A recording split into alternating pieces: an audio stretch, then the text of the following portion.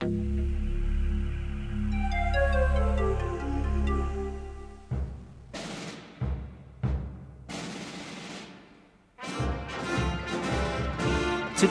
we're going to visit Nigeria. Here in the Niger Delta, we want to show you this very special fountain. There are plenty of local guides who'd love to tell you all about it. As you can see, it attracts lots of people. There's much more nature that Nigeria has to offer you. This will provide you with some lovely pictures. And what about swimming? Right now we're busy digging a swimming pool, so you can bring your kids along. Don't move that finger. Oh well, the lakes are fine for swimming too, see?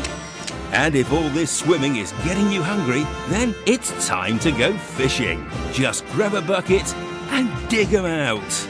These guys are hungry too. If you caught a fish, just put it on the barbecue. That roasted bass looks delicious. Yes, there's something for everyone in Nigeria.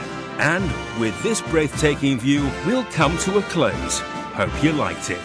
See you soon on your own polluted holiday. A fair share of this pollution was taken care of by Shell, with permission of His Excellency, the Honourable President of the Federal Republic of Nigeria, Mr. Umaru Musa Yar'Adua.